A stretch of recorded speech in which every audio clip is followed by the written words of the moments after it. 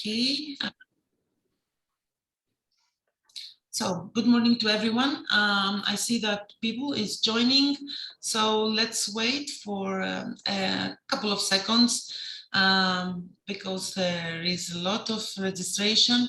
So we will start in 1 minute. Thank you for joining.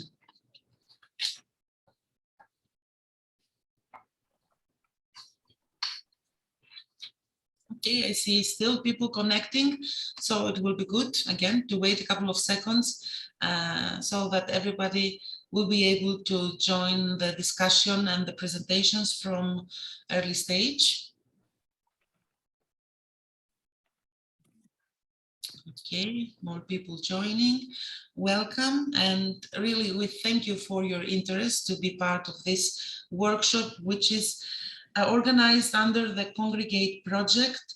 The CONGREGATE project is supported by the European Climate Initiative, OIKI, of the German Federal Ministry of the Environment, Nature, Conservation, and Nuclear Safety.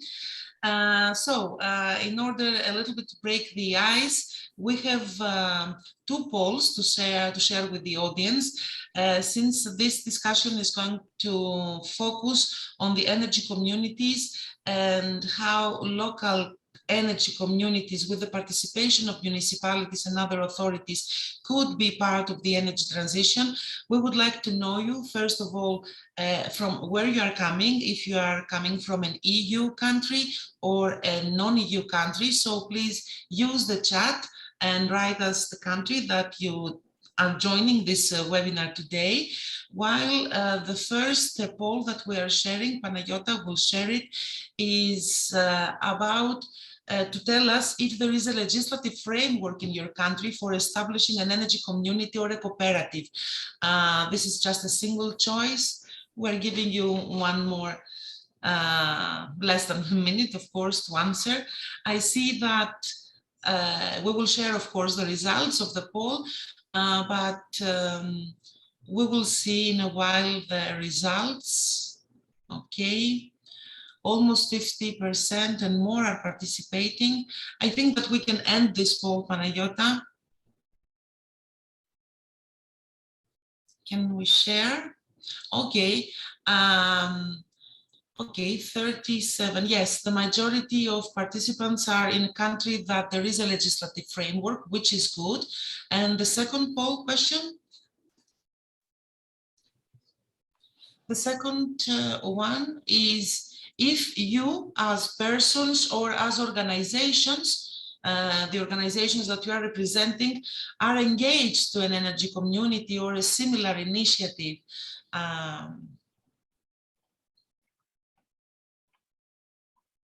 Okay, I see people answering.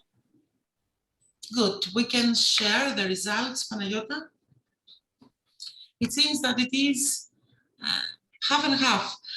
Okay, energy communities and engagement is winning. So this is good that you are engaged.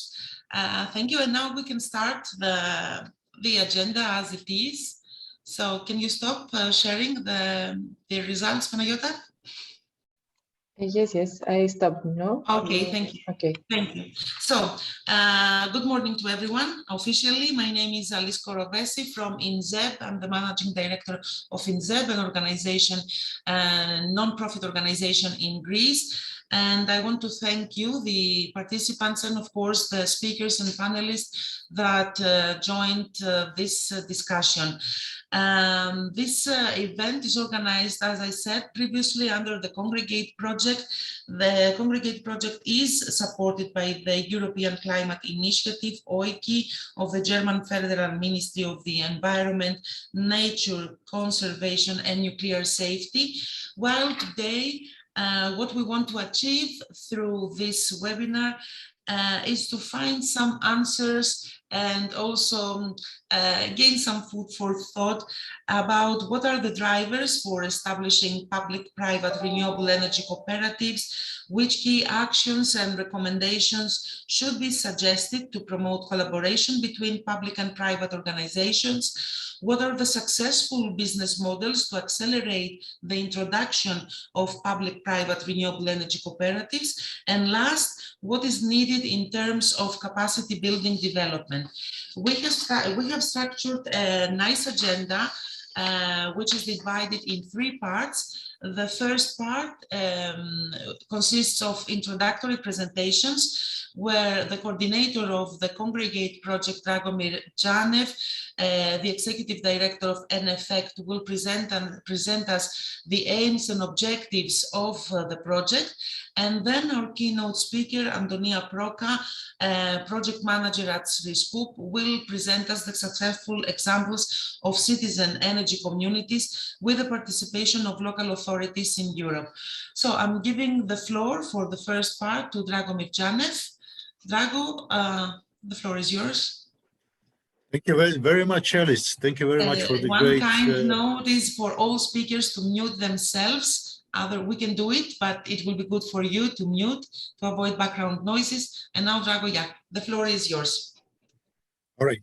And again, thanks, Alice. Really appreciate your excellent contribution and organization and great start of the event.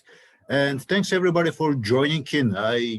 I'm really overwhelmed by the interest that workshop has instigated in so many countries around the world looking into the chat. So really welcome. I do hope that will be helpful. I do hope that will motivate you, because that's the future. That's where we are aiming at. There is no way back, and we have to make that known at all levels, at policy level, at social level, at economic level. So that's going to be our message. Of course, we will use examples, and I trust this is the biggest added value of our event here, and we have excellent examples. And that's why I'm going to be very, very short. I will share a few slides because, you know, I have the most boring task, as always, to present the administrative details and the details about the support program, but we cannot do without it. And we really want to thank to the German Federal Ministry of Environment, Nature Conservation and Nuclear Safety for helping us and stimulate you all to join our European Climate Initiative network. So the project CONGREGATE, it's CONGREGATE because we want to unite people. We want to bring them together, and we want to bring different issues regarding energy efficiency and renewable sources together. So we have 2 distinctive areas of that project. One is regarding energy cooperatives, renewable energy production and sharing, and it grows in Bulgaria, the Czech Republic and Greece. And the other is about building renovation. And I don't want to put any lesser value on building renovation, because we always have to take the 2 sides of the equation, energy efficiency and production of renewable energy, and brought together, they are what is going to bring really our energy independence and our better quality of life. On energy renovation, we are working in Bulgaria, Romania, and Croatia, but we are all together in the same boat. And the good thing is that we have found a methodology that we could bring those together by providing socio-economic surveys about the attitudes of the people regarding energy efficiency and renewable sources measures, developing model of building renovation that includes renewable energy, and then adding important actors that can help citizens become real active participants on the energy market via established energy cooperatives, helped or assisted by the local authorities, because changes happens in the cities on the ground, and local authorities are those that are setting the pace, giving the best practices, the examples, persuading citizens and local businesses, small and medium enterprises, to follow the path and to invest into technologies, into progress that is going to be leading the economic development in the next year. I won't bother you. This is just to put a smile on your face to see that it's a complex thing, but we are trying to make a story out of it because, you know, people learn via stories. And the stories that we started it, that we started here is to make a comparative analysis of 3 countries that we are working it on: energy communities, Greece, the Czech Republic, and Bulgaria, and to compare what happens when there is a legislative framework and when there is not a legislative framework for energy communities available. And the comparison is very, very indicative of the impact of the policy effort. So looking at Greece, with the legislative framework established since 2018, the last figure that I know about existing energy communities, it was from, I think, November last year, was 911. And I guess there are more than 1,000 now. And we have here Alice, who is the head of the first women's energy community. And we really have to congratulate her about that. There are other people here in the room that are participants, and we see the results from the poll that already there are so many people participating in person in energy communities. And we remember very well the times with Alice and our other colleagues here that the answers to these polls were very, very different. So that's the impact of the legislative framework. But looking into the other countries, we saw that there are still outstanding legal barriers that we have to overcome. We have to advocate the integration of these policies as a very viable, important part of our overall framework for the development of the energy system. So yeah, we had made quite a detailed analysis about that in our countries, and there are a few lessons that could be learned out of this analysis. Then we move to the practice, and the practice, as I mentioned, is about getting the local communities on board with the help of the local authorities. First of all, we analyzed the applicability of different energy solutions in our countries regarding their potential, regarding the experience, the tradition, the technologies that are available and accessible. Then we presented that to the local authorities. Here I'm using examples from Bulgaria, but you learn about other countries as well. I guess I should congratulate Irji and our colleagues from the Czech Republic for bringing, for example, the city where the famous Czech Budweiser beer is produced. So we have other motivation to work on that as well. But the important thing is that we were able to bring people from the local communities together. We were able to establish local working groups, technical groups that discussed in detail, according to the available solutions, what are the cases that should be selected and studied as pilot cases in our regions where there is no practice on energy communities, or where different actions can be supported to further develop the action in countries as Greece, where the practice is already well established. And here we started in the city of Gabrovo. You will learn from Todor more about that. This is one of the examples that we started thinking about and analyzing in technical terms. And you can see probably around that picture that we are thinking, how can renewable energy be produced within a sports hall, within a commercial center, distributed with the participation of multifamily buildings, and also involving a high school owned by the municipality in the whole process of shared production and consumption of energy. Here, that's a picture of Burgas where the concept is the same, and already we started the analysis. Again, a municipality-owned sport complex surrounded by multifamily buildings, the opportunities and some open areas, the opportunities for shared production and consumption are huge, given the fact that in our part of the world, municipalities command the trust of the local citizens. And I would like to stress again on the word trust.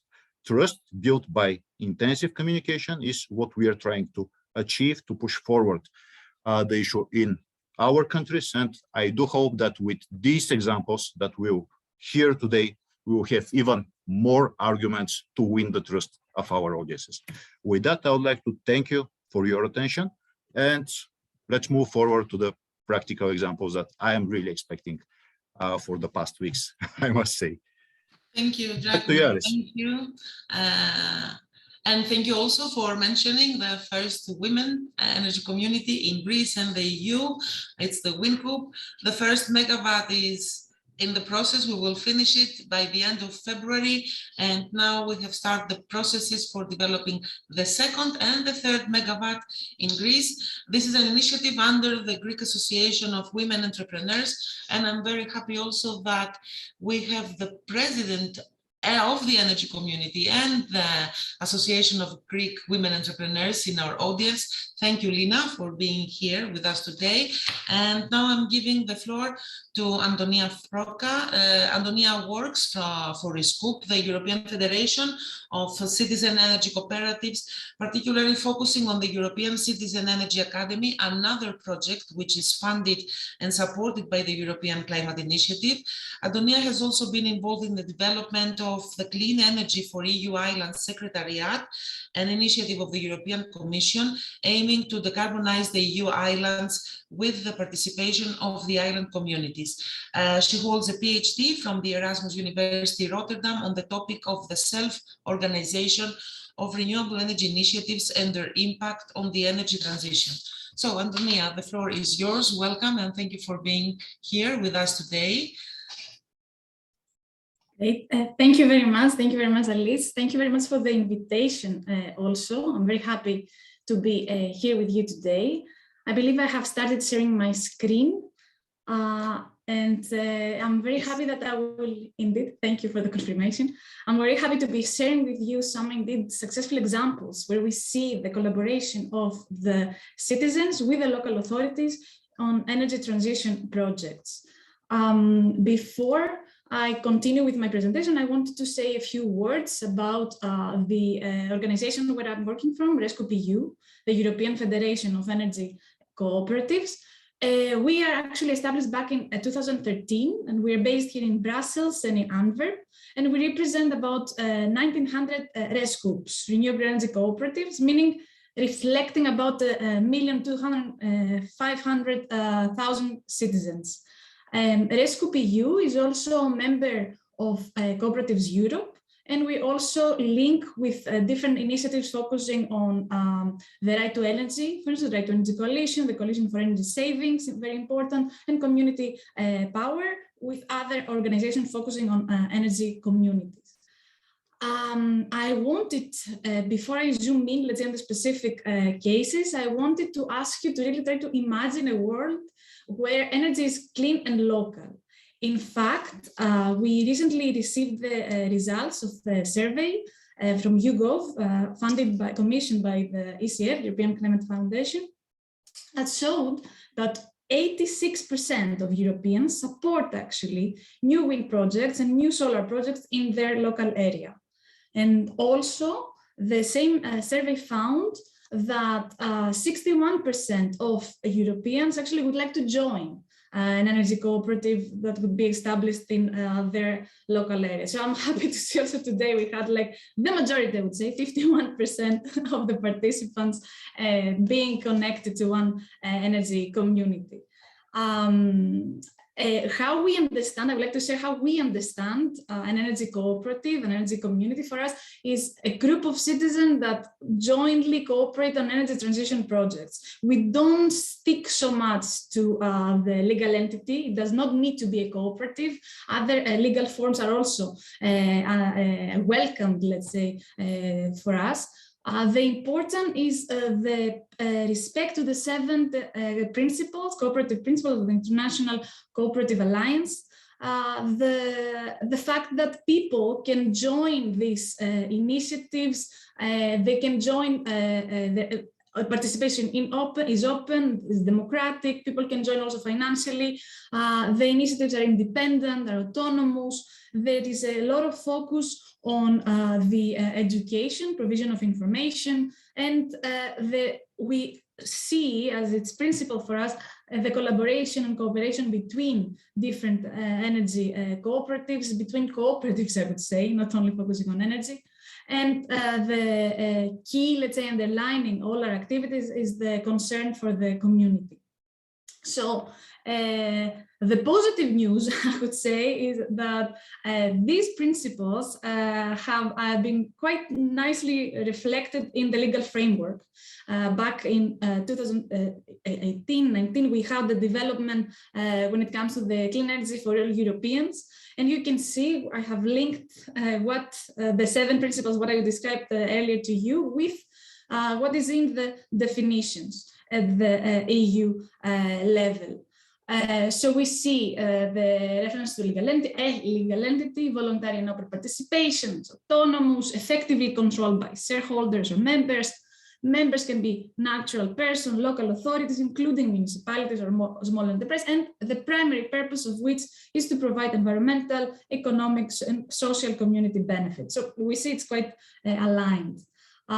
So what happened with the introduction of the clean energy package and the acknowledgement of the rights of the citizens and the request for an enabling framework for its development is that we actually have a change of the level playing field. We have the introduction of a new player that actually now is acknowledged as an equal actor that can actually participate in the energy market. And in short, again, this legislation, the framework, both focusing on the citizen energy communities and the renewable energy communities, both definitions, let's say, actually focus on the how, as I described the principles, and they leave the what quite open. This is something that I would like you to take with you. So when we talk about the what, there is a lot of opportunity, a lot of different things that the citizen energy cooperatives and communities with the participation of the local authorities can focus on: production, supply, distribution. We have a lot of developments when it comes to the flexibility, also with the introduction of energy storage, district heating, because I think that we focus most frequently on the electricity, but the heat is also an important, the provision of heat is also crucial. And what has also been underlined by your project, the focus on energy savings, energy efficiency, quite crucial. So with this, I'm going to start now walking you around Europe to describe some initiatives that actually indeed join the local authorities with the forces of the citizens. I will start from Belgium, where I'm currently located. So the one successful example is the example of EcoPower. Maybe you have heard EcoPower before. And in this particular case, EcoPower has actually joined forces with the municipalities of Amel and Bühlingen. And there we have the development of a wind farm with 4 wind turbines. And in this particular case, the local authority has actually underlined as a prerequisite the citizen participation in the tender. So this is how EcoPower was selected. And then now we have 50% ownership of the citizens, member of EcoPower, and 50% ownership by the municipality, of course, reflecting again citizens. Then another example is the example of Bovin in Ostende, again here in Belgium, where the focus has been on district heating, the network, the development of a network.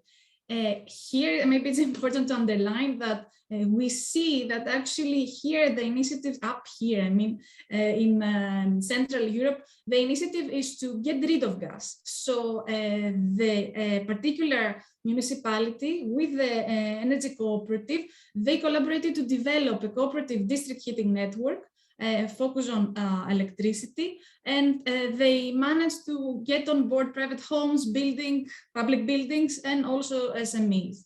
Another example from Belgium is the example of Payo Power in Halle, where the collaboration between the municipality and the cooperative focused on the provision of a loan for the development of street lights. And note that here is actually the cooperative that gave a loan to the municipality for the development of the street lighting project.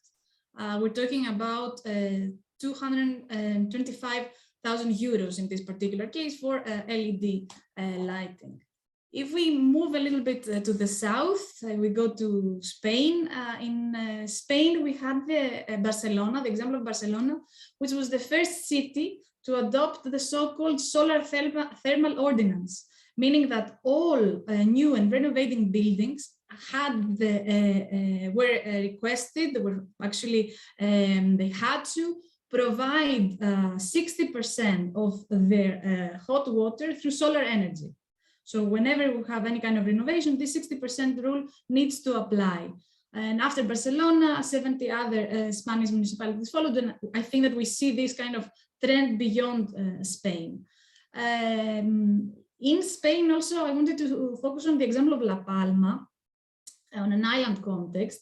We see the collaboration there between the citizens that were actually somehow gotten on board of the development of the local authority, because the local initiative of citizen La Palma Renovable is actually funded by the municipality. And this initiative was actually responsible to develop an island-wide energy transition plan for the strategy and how for the decarbonization of the island. So they were funded by the municipality. In the case of Italy, again, another example that I wanted to share with you is the example of Salina, a very small island in the south of Italy, where it was previously a bit difficult to start the process. It's not always easy, but the different municipalities, with some initiatives of local citizens, they engaged in this dialogue again to design the strategy for the full decarbonization of the island. And then through this collaboration, actually the three municipalities joined forces with also the citizens that I mentioned, and in particular local hotel, and other local citizens, and now local businesses, I'm sorry.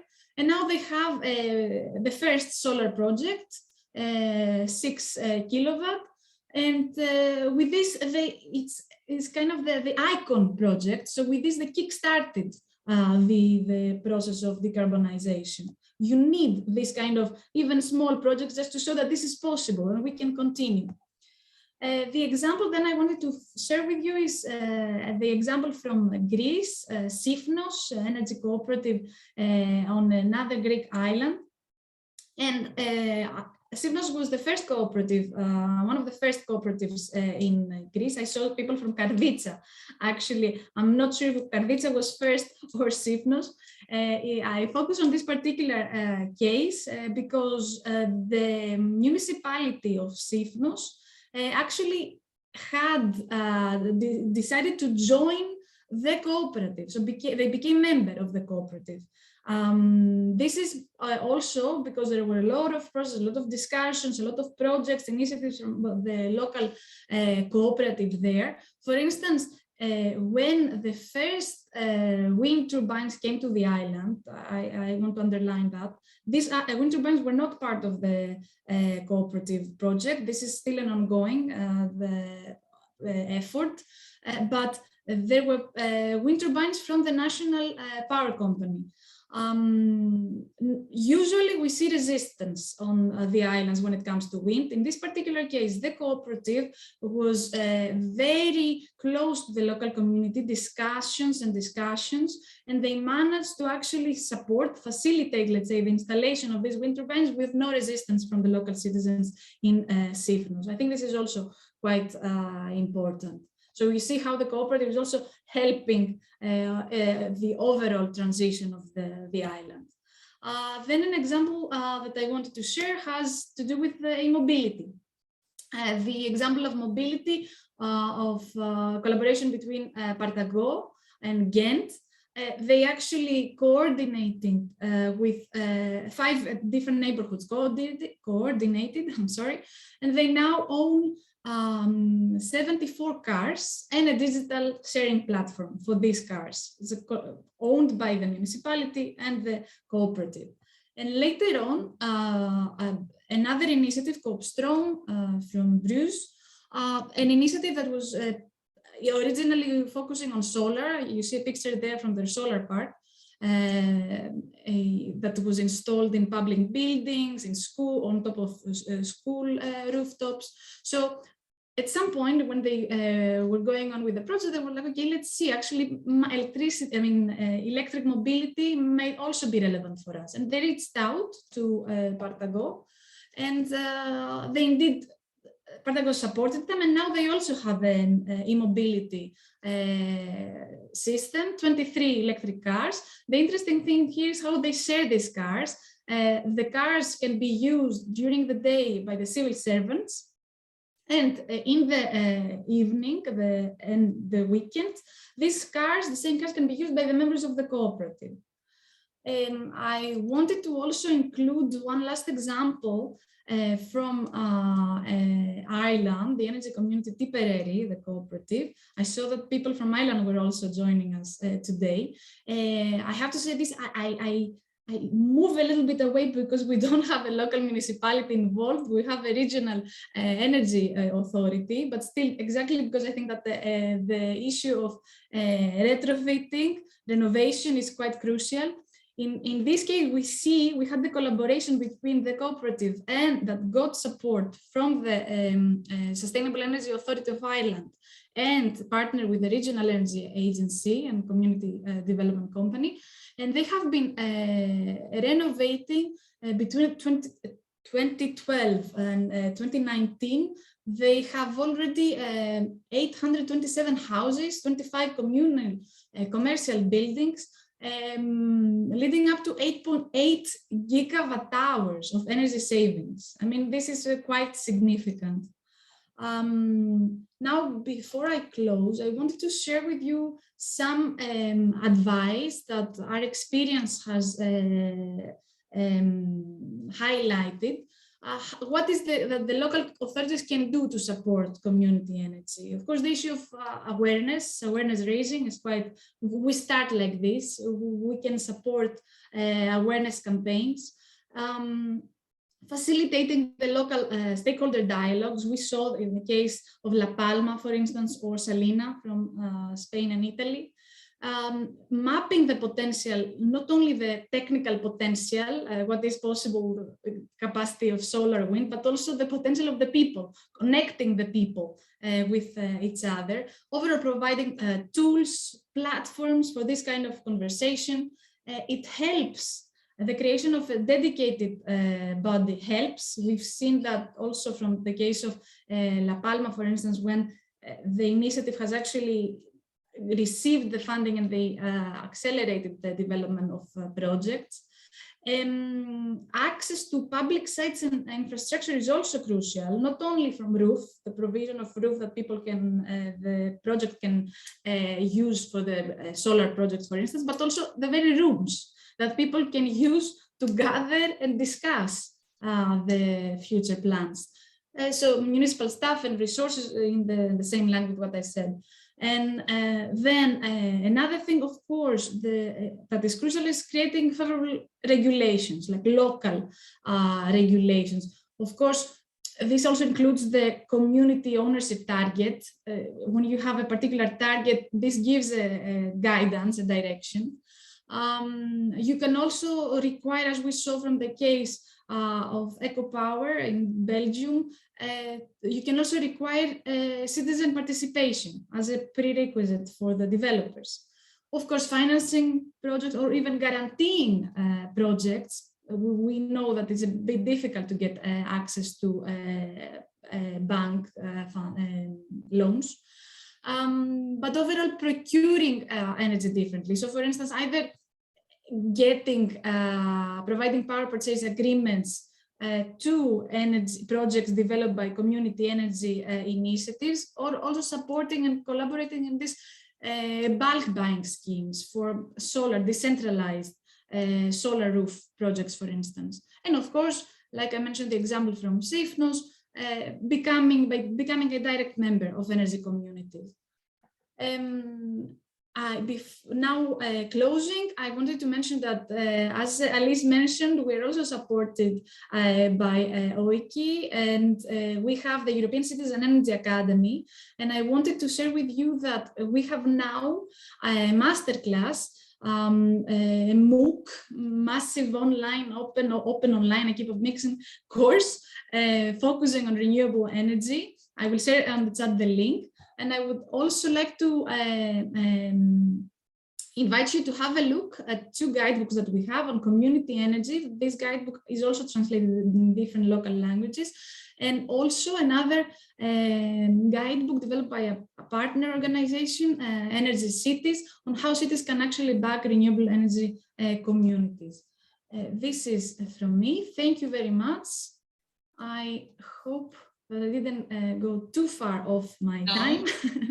It was excellent, and it's always encouraging to see how local authorities are moving forward to be part of the energy transition. Of course, the aim is carbon neutrality by 2050. This is what the European Commission wants, and energy communities remain a specific and a very important tool for that. What I'm keeping from your presentation, Antonia, are the 10, 11 bullets that you shared at the end of your presentation.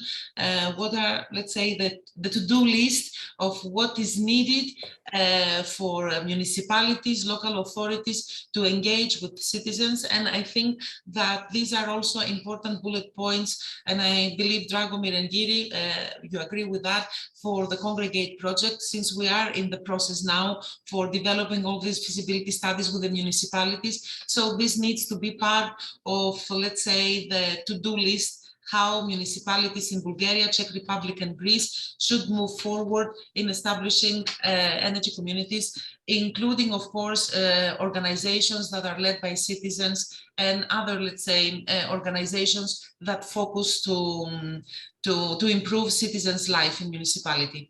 Any comment before from Dragomir or someone else on Antonia's Proca, or shall we move forward? We move forward. Okay, so let's move. Just a reminder to our participants, you can use, of course, the chat box. Preferably, it's used to use the Q&A box because it's easier to manage the questions. We will discuss them during the third part.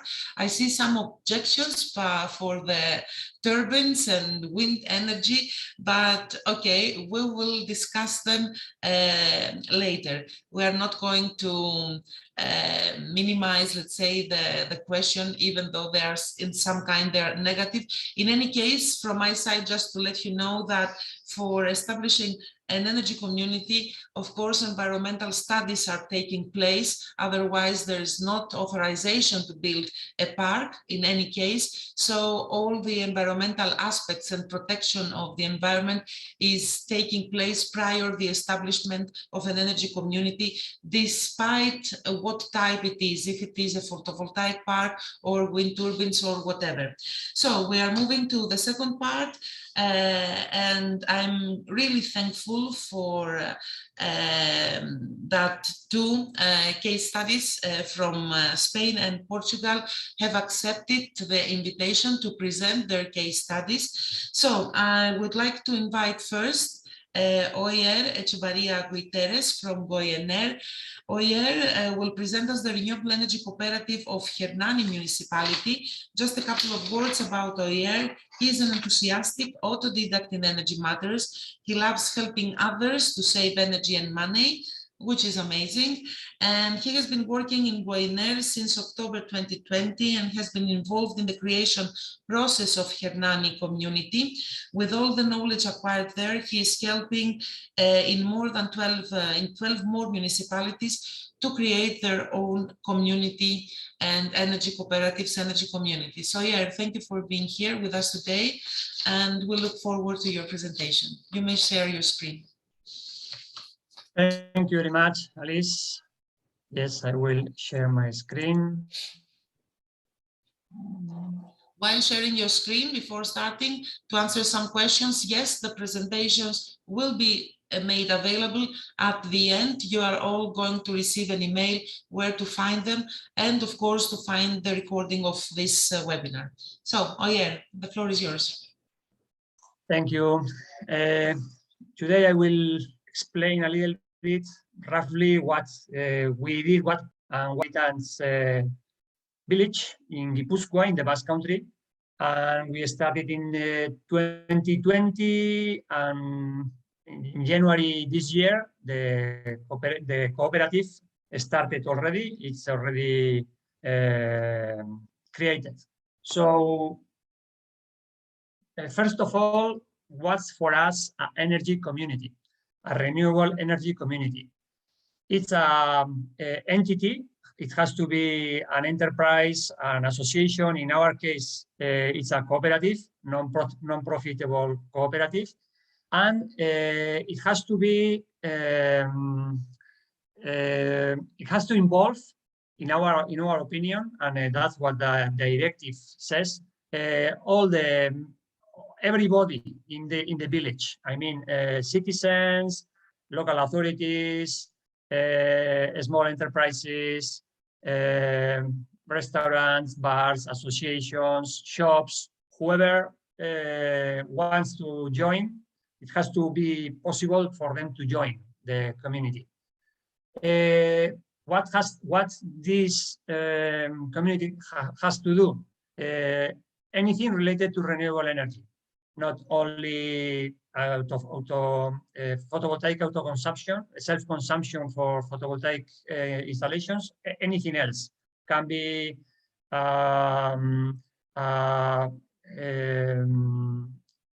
car sharing, can be anything regarding heat share, to share the heat, or anything else regarding energy, renewable energy. I mean, also efficiency, also renovation, anything. For what? For getting benefits, economical benefits, social benefits, and environmental benefits. Economic benefits, because we are going to get savings, we are going to move the local economy, we are going to have sooner or later local workers in the cooperative. We are going to have social benefits because we are going to include everybody, also the vulnerable people that is in energy poverty conditions. And also environmental benefits, because we are pushing,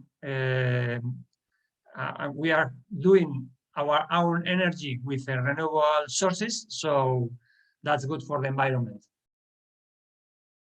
The cooperative we are proposing in our concept, we are thinking about, we are proposing 5 different types of members.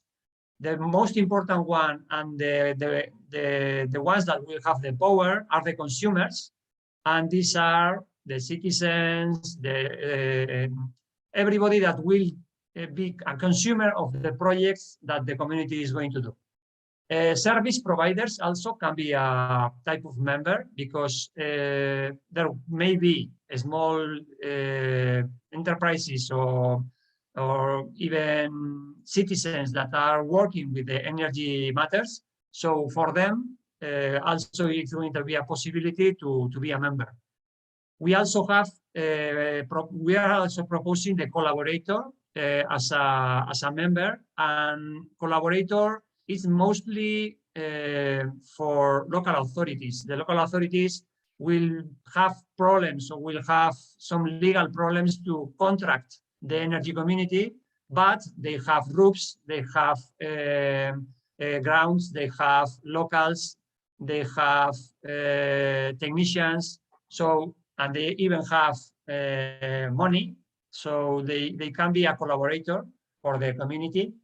We are also seeing the investors, a possibility for a big company or someone that wants to help in the financing the cooperative, and we think that in some places the investor can be a possibility for being a member.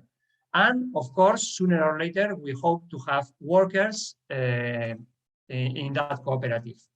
The percentage of power can be different depending on the village, but for the consumers has to be at least 51%. And regarding the entrance fee, the membership fee, we think that has to be very, very low for the consumers because we want to include the vulnerable people also. So 10 euros is a proposal for the consumers. For the service provider, can be 10 or 100. For the collaborators, 1,000 euros, for example. And for the investor, 100 euros. And for the worker, 10 euros. But the power doesn't depend on the money. The power is one member, one vote, but depending on what kind of member you are, your vote is more powerful. Regarding the project, as I said, anything regarding renewable energy. We are thinking about using the sun power. We are thinking about using the wind power. We are thinking about using the hydraulic power, even the biomass, anything. Also efficiency. Also, we think that we have to save. We have to decrease the amount of energy we are using. So anything related to renewable energy is the possibility for a project for this kind of communities. And the way we are organizing the finance, the finance of the cooperative, as I said, there are the membership fee, but also we are thinking about voluntary added capital for different kind of members. The consumers and the collaborators will be able to add money as a voluntary added capital. And for the investors, also, we think that they can invest in the cooperative, but not to get rich, but to help the cooperative. So the interest has to be the money interest, the minimum interest, something around 2% or something like that. And with those different entrance of capital, we think that we will be able to finance our projects. Of course, if inside the cooperative there is not enough finance muscle, then maybe, or if needed, we can go outside for asking for money to different banks, mostly ethic banks. Regarding the money, we are proposing mostly to ask to the members that are using any of the projects to give back part of the money they are saving. For example, if you are involved in a self-consumption that is giving you 100 euros savings every year, you should give back 50 euros, for example, to the community. And that's mostly the way we think that the cooperative will have incomes. Of course, we will have also grants or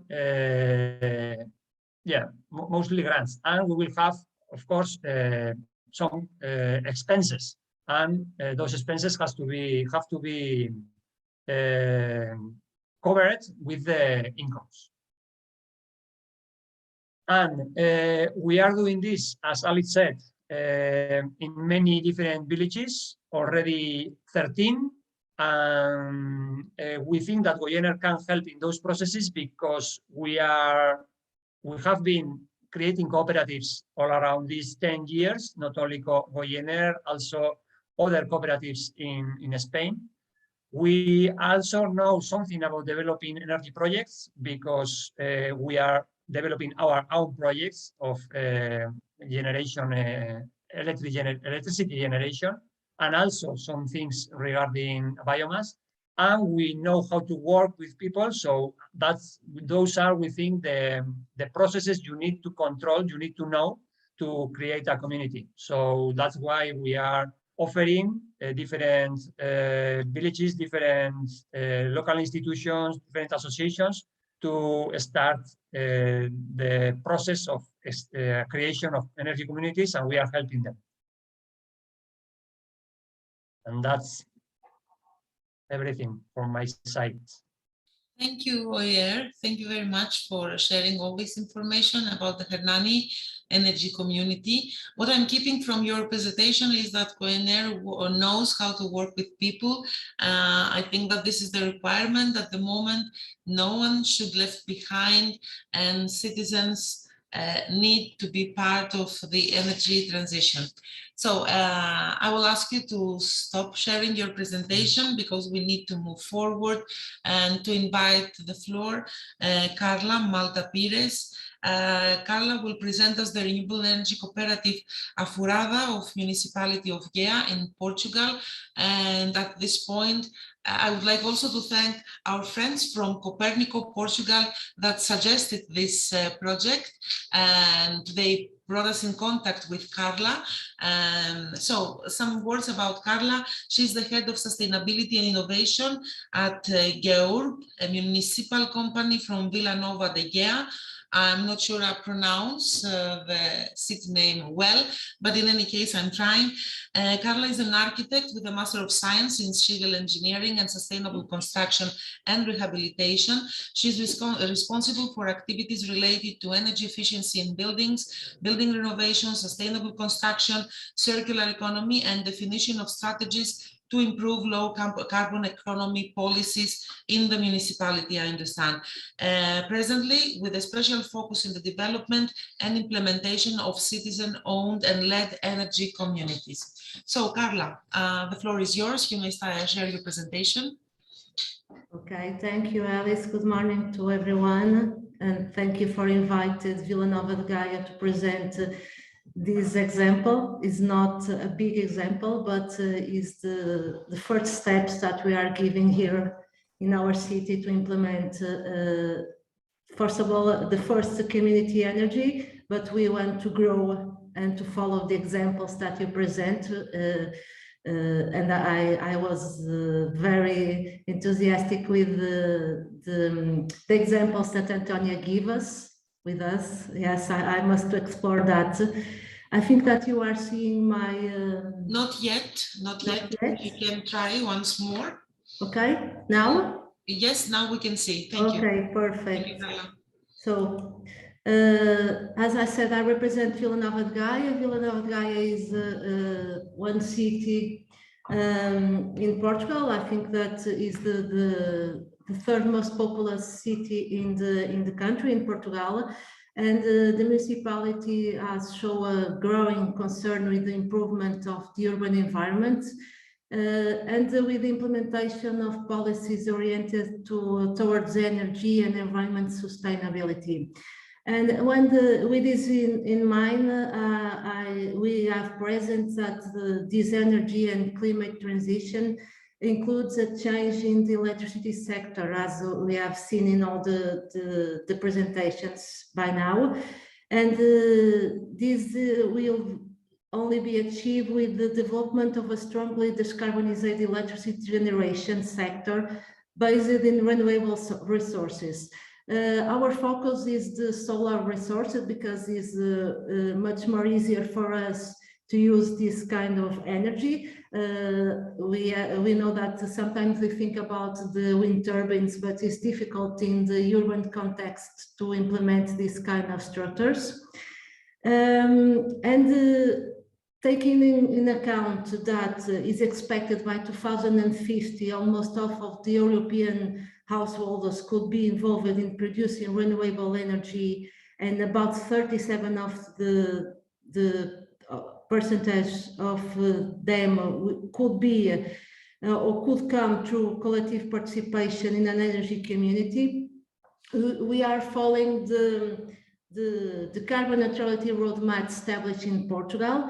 We are now paving the way to achieve the carbon neutrality by 2050. But it is a call to action with ambitious goals, and we have already defined some indicators or some goals for 2030 with the aim to reduce in 55% the emissions and to increase in 80% the renewables in electricity generation This is for 2030, and we are very close from that year. We are already in 2022, and we have a few years to achieve that. As we see, renewable energy communities are the near future solution for guaranteeing a fair and democratic transition. This kind of renewable energy communities can be constituted by citizens, by local authorities, by business companies and other agents, work together in order to create an economic and environment impact on their communities. This is common to all the examples that we've seen before. We know that we have a lot of returns, but in these three pillars, in social, environment, economic, and it's very important to reinforce that instead of aiming to make profits, I think that this kind of communities exist to benefit the members and the community through the provision of service. This is very common to all the examples. There are a lot of benefits. I'm not will present you this list because all my colleagues have told about them, but I think this will be the solutions to achieve these ambitious goals that we have to become a carbon neutral city by 2030 or 2050 at least. In terms of our strategic, I think I missed one. In terms of exploring these models of renewable energy communities, I have to say that this is a legal framework that exists in Portugal since the end of 2019, is now in a revision process, is not very clear. For example, what will be the role of the local authorities in this kind of model, because we don't know yet if the best solution will be the cooperative model or to form a legal entity. We don't know even if how this could be articulated with the rules of the public procurement that as a local authority have to follow. It's a challenge. These 2 points, the legal framework and the contract models that we have to follow to implement this kind of energy communities is not quite defined in our legal framework. But we know that we have some opportunities to give some advances to be the followers in this kind of solutions, because we have a large quantity of municipality buildings with a lot of roof area to use to implement the PV or the solutions. And we know also that we are now a lot of funding opportunities, especially with our recovery and resilience program finance. And we really want to implement this and to follow our strategic ambitions. It's very important for us, and it will be good to explore some of the other examples that you give to us, because we need to promote technical support to citizens if we want them to follow this model of communities energy. We have to give them some technical support, because I think that, as someone said before, we have to give the example. Local authorities must be the first ones to give the examples how citizens can be involved in this type of projects, and how they can be the followers to moving toward this low carbon economy based in this type of solutions. Our example is the first one here in Vila Nova de Gaia. Our pilot project, our Aforada energy community, is in a living lab. Aforada Living Lab is a hub of innovation, which envisages the implementation of a set of technological solutions to mitigate carbon emissions. This is a project with the involvement of the community and relevant stakeholders. Is a public-private partnership. Some of the projects that we have in mind is the development of the renewable energy community and a smart energy management system. As I said before, this is a public-private partnership. It's not a municipality who is invested the budget for create this energy community. Are these three companies here, but the municipality will be one of the members of the energy community, and the community will be installed in our buildings. We want to, as all the energy communities, to produce the energy, to be used in our buildings. We are also trying to test a system to store the energy that will be produced during the day to use it during the night, for example. And we also want to share the energy produced with the neighborhoods, with the citizens in the neighborhoods, with the local community. These are the key points that we want to explore in this energy community.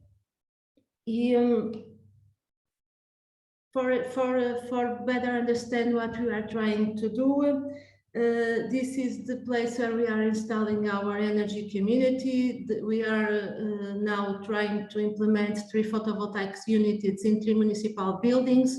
This will be in 1 school, in 1 museum, and also in a market, which is a commercial building here in this area of Vila Nova de Gaia. One of the beneficiaries, as I said, will be the municipality, but we are open to invite the community nearby to also be members in this community, and as I said, we hope to be a cooperative model, but we are not yet sure if it will be possible. This is the example that we are doing. We are also trying to involve actively the community. We also want to create a visualization platform for all the citizens, better understand how this is processed, how is the production of energy, how we can share energy, or the amount of energy that we are producing, the estimated solar potential, the consumption flux. This will be very important for us if this information will be disseminated for the population, for the community, because this is not all for technicals like us, because I really understand a lot of this in me. I want to share this to all the people, understand how this could work and how this could be the solution for the future. With the implementation of this project, we have already some results as expected. We want to reduce the purchase of electricity by 65% when compared to the base scenario that we have now in this area, in these buildings. And we want also to reduce the emissions of CO2, and we have already estimated that we can reduce 9 tons of CO2 per year with this project in this specific area. This is mandatory for us because this is as I said before, in the Living Lab. The Living Lab is financed by a European program, and the proposal is to reduce the emissions, and we have to achieve this kind of indicators.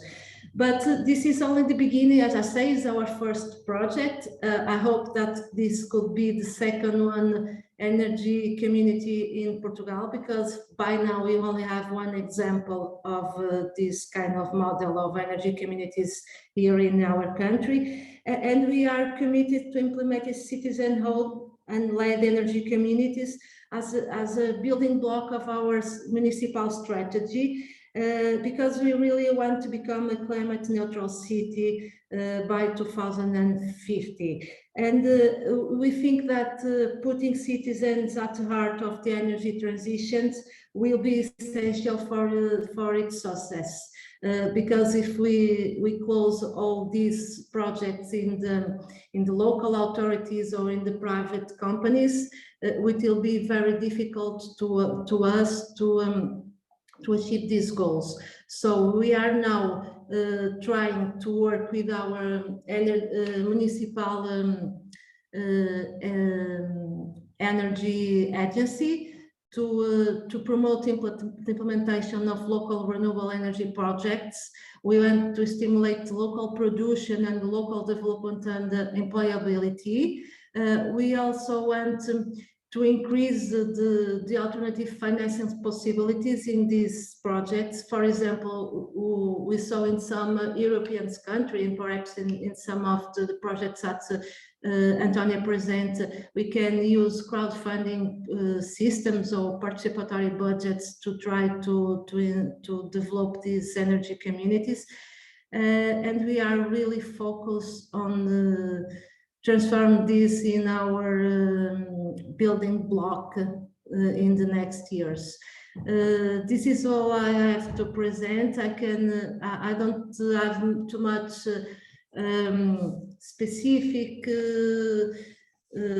presentation or technical presentation, because I think this is more important for us to give this scenario that we have to put all the community, all now the citizens in the heart of this issue. This only will achieve the success if all of us and all the community will be involved in the project.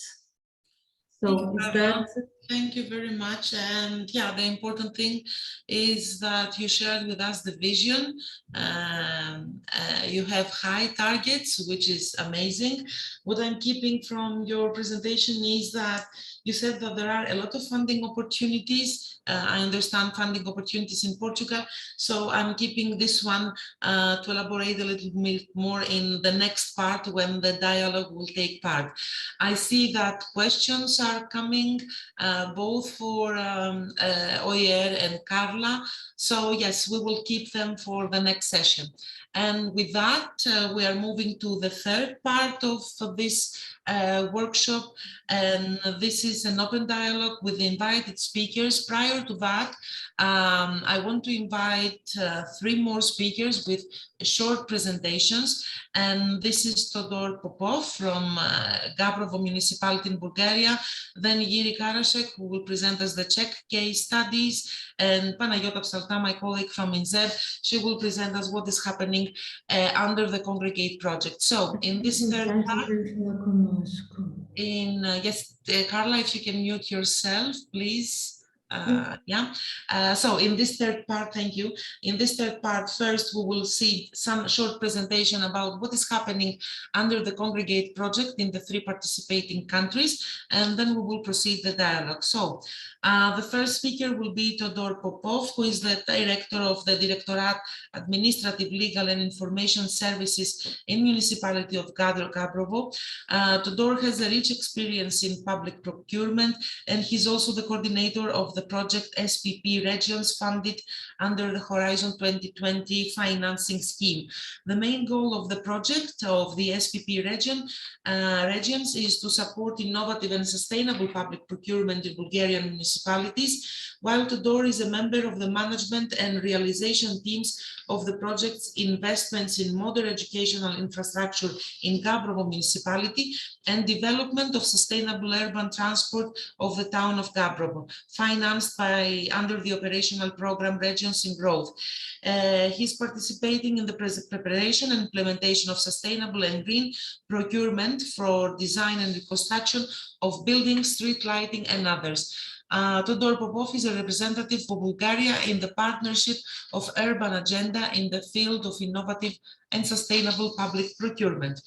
So, Todor, the floor is yours. Thank you. I will share my screen, just a second.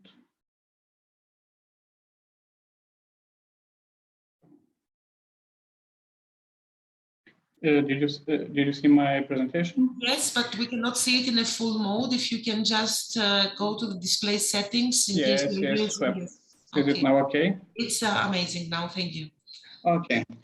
So before I start with the presentation, I would like to share with you what is the situation in the last year in Bulgaria, because this will make the clear vision of the situation and our problems and perspectives.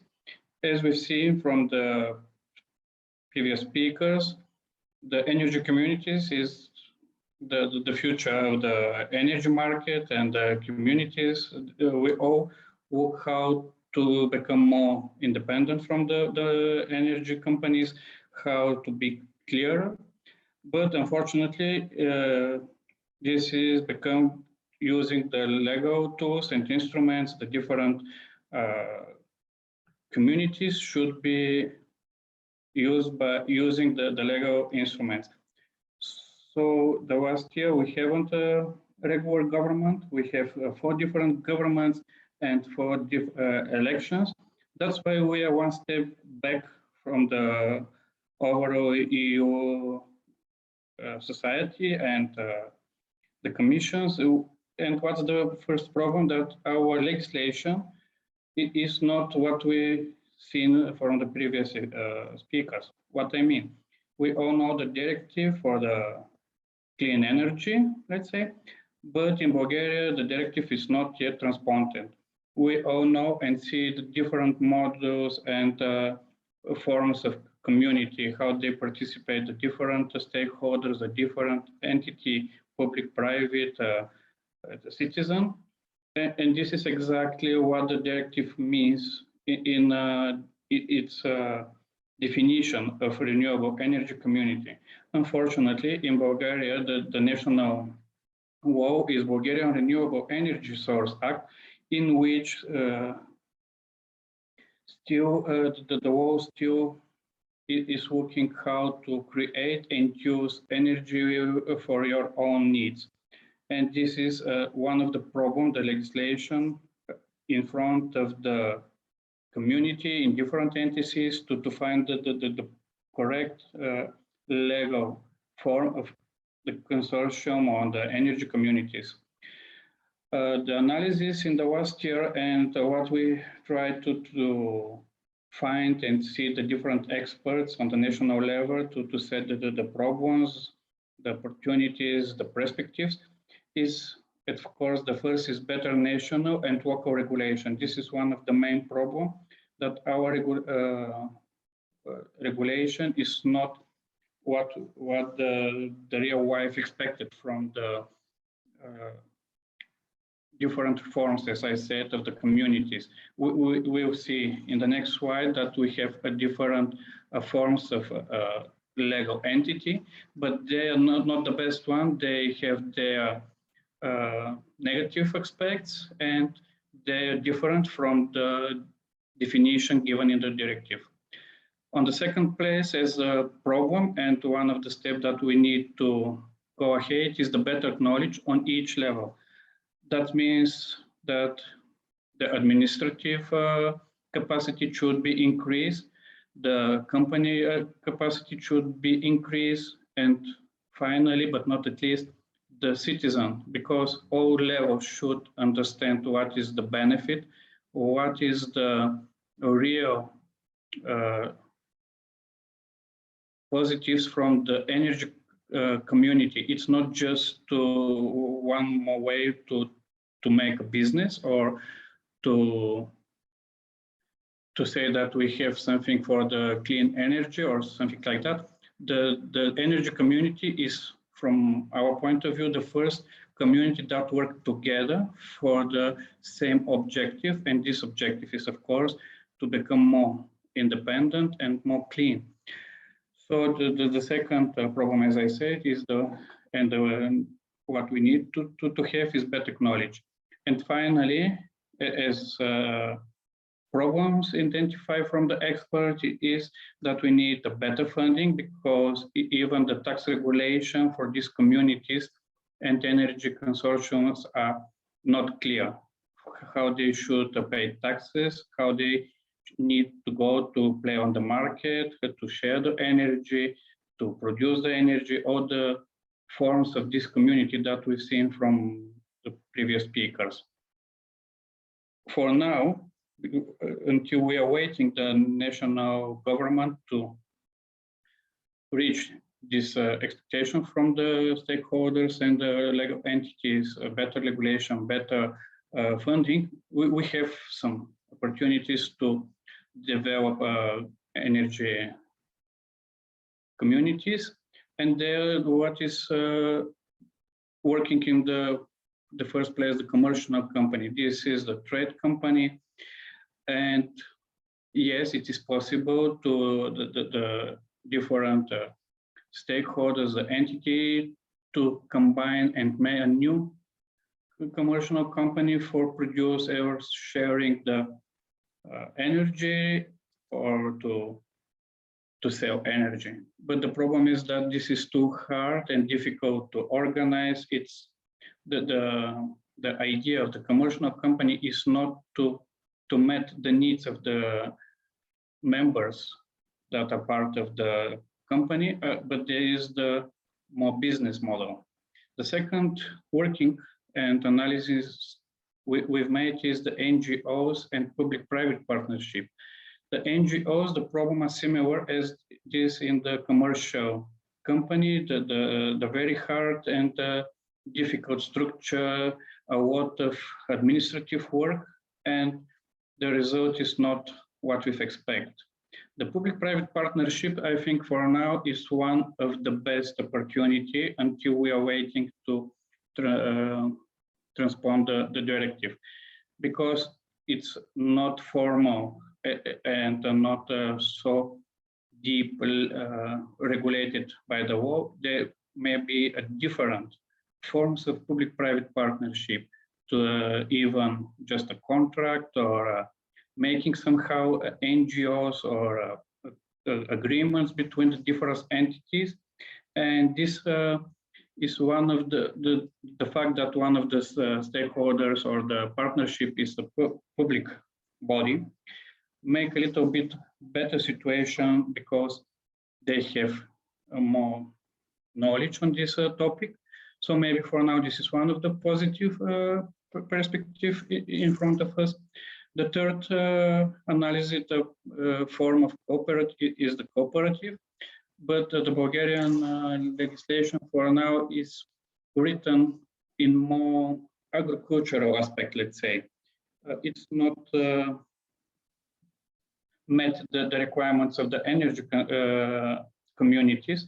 So it's one of the possible solutions, but maybe need a little bit more changes in the legal aspect. And of course, the last aspect is civil society and association ownership in multifamily buildings. This is one of the legal entity that is not using the full potential. For now, it's only used in Bulgaria when there is a funding program or any initiatives that is able to renew the building. But this part of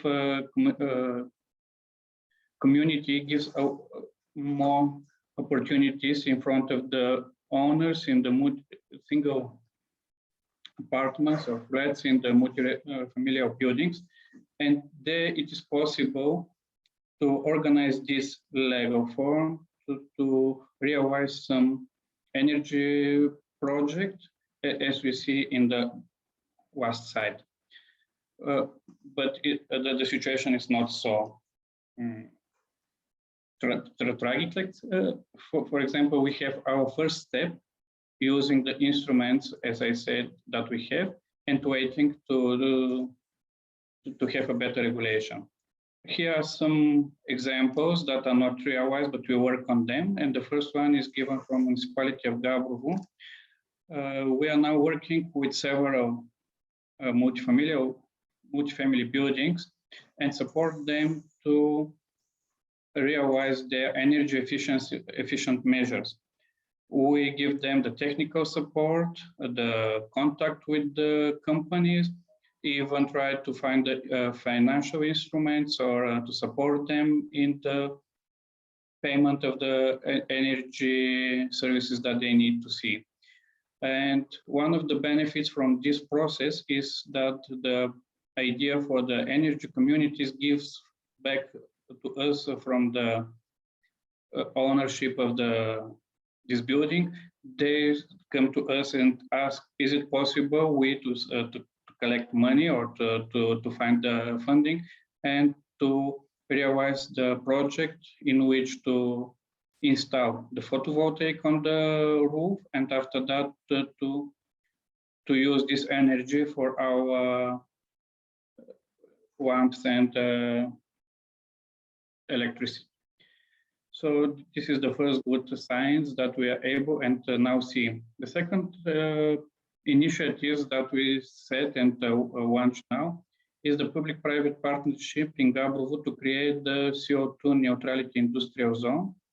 In this zone, we try to find the best possible solution for the business and the different companies to cooperate and to find the positive and benefits from different and to meet their needs. Some of them have a free budget to install the photovoltaic, others have a lot of energy needs. Third, just need to invest the money and to reach back the incomes. So now our idea is, and our effort is how to help them with the analysis, with the conception, what is the best collaboration for them and how to make, or is it official or not so official partnership between them and maybe a municipality to be able to share and to realize the together energy projects. The last two examples are from Burgas. The example there is that they try to realize the installation, the business for energy throughout waste incinerating. And after that, to share the energy from the burn of waste with the local businesses. They are working on how to find the best model. As I say, we have a little problem with the legislation, but hope it will be solved soon. And the last example is also from Burgas municipality. They are also working to develop a model for sharing energy from renewable source between different entities, public and private. The idea, as I know, is to have investment on public buildings, the roofs on public buildings, and try to share it with the private company or citizen.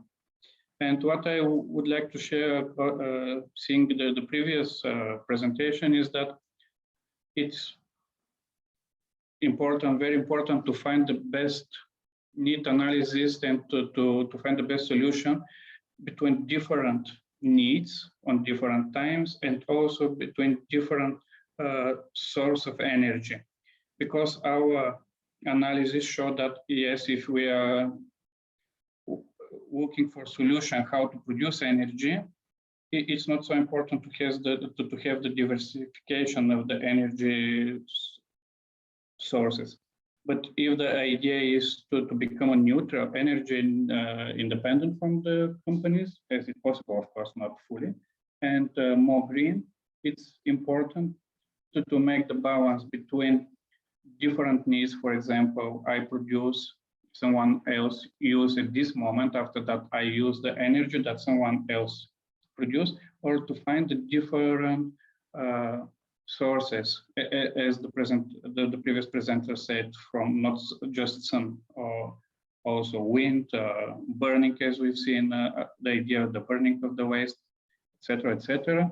So this is what the situation in Bulgaria now. As I know, I have 10 minutes. I hope it's okay. Thank you so much, Todor. We will have enough time to discuss your presentation, the opportunities, the challenges, the barriers during the discussion part of this session.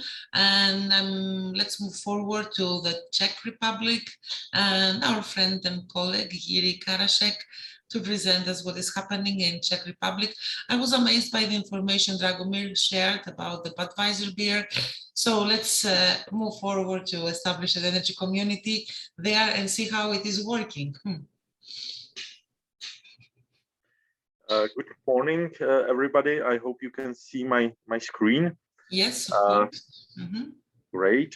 I will introduce our experience we have in the Czech Republic and later experience in 3 selected towns in the region. Meanwhile, I'm asking our participants to share their questions or whatever they want to share with us, either through the chat box or the Q&A box. The Q&A box is preferable.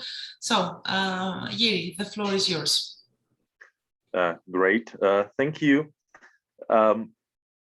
First, I would like to thank to Alice for the introduction and for the whole organization, because it was a huge amount of work. I would like to present our national barriers because in terms of framework and policies, we discussed the legislation for consumer protection, ownership of technologies, and sharing the energy and community principles, and also the models for energy communities in the country.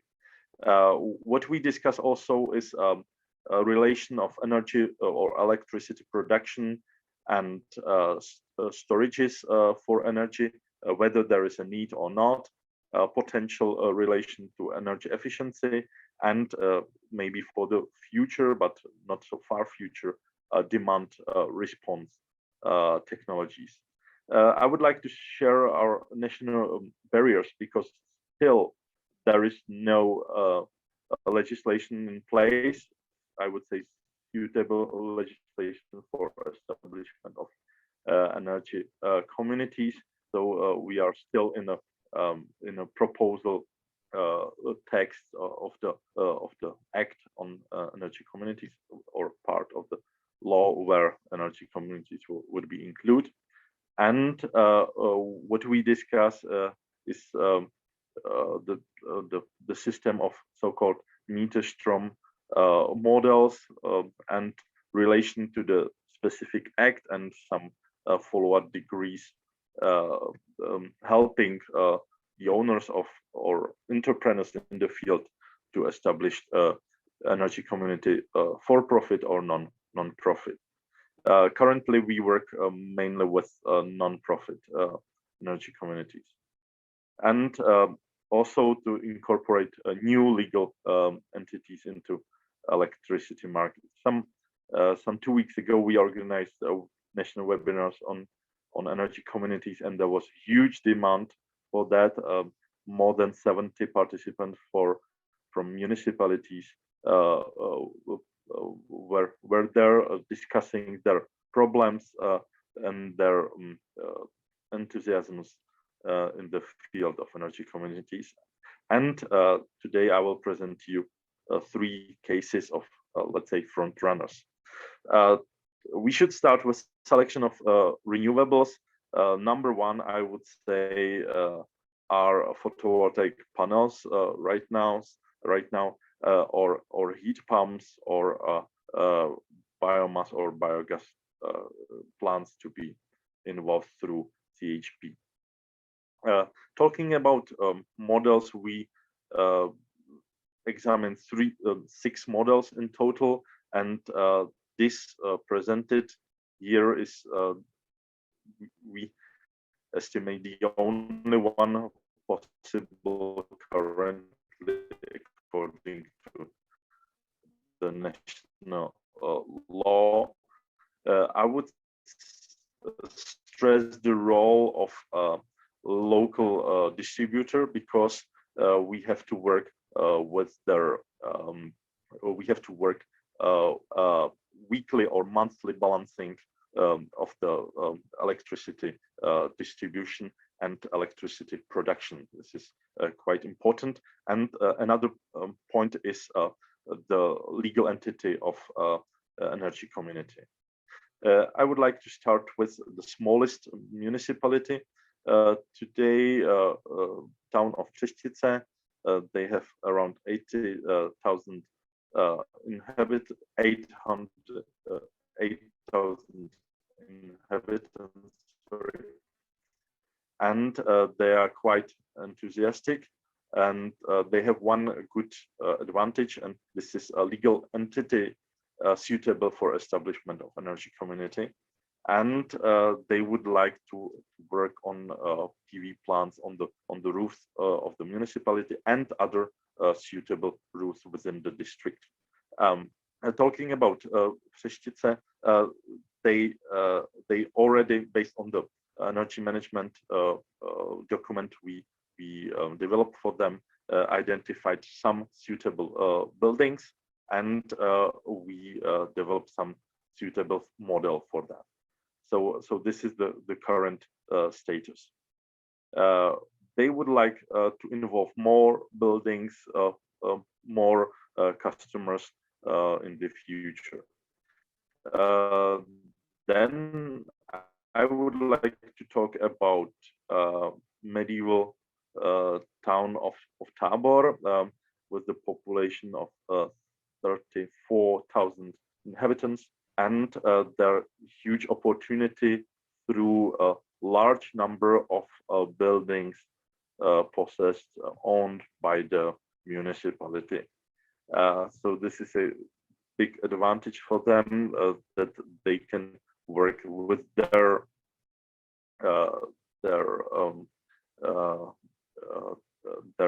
people, both them in the process of establishment of energy community. And they have, moreover, they have energy supply organization BITES limited. We also introduced some model for them, and in the first phase they decided for 13 municipal buildings and installation of PV power plants for them. And now, last but not least, I would like to talk about České Budějovice. There is a really well-running project. You might know energy performance contracting, and I would say that energy performance contract is the very good model for future energy community. We identified 10 buildings, and through this energy performance contract, they will install PV plants. The second step later is to put them in one community and to use the electricity not only for the buildings where they are installed, but also for others. They have a good plan, 2024 power plant installation, 2025 establishment of energy community, and then further extension of the energy community.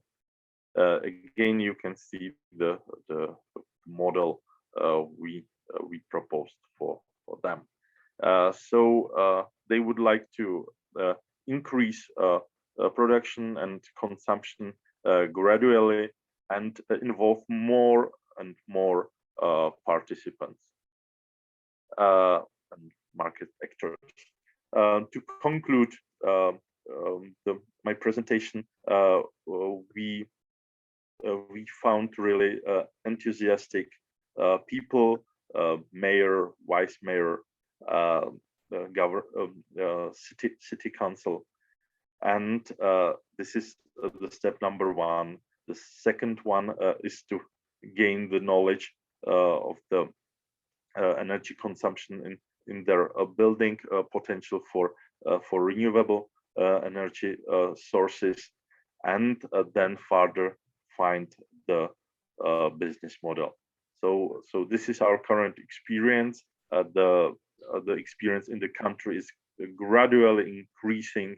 I would say every month we have some new results, and I believe there will be many news in upcoming months, not only in our 3 regions, but in the whole country. Thank you for your attention. Thank you very much, Igiri, for presenting the developments in Czech Republic. And we are now concluding with the presentations part by sharing some of the developments under the CONGREGATE project happened in Greece. So I'm giving the floor to my colleague, Panagiotta Psalta, to share just a couple of slides, and then we will proceed with the dialogue. Panagiotta, the floor is yours. You're muted. Yes, thank you, Alice. One moment to share my presentation.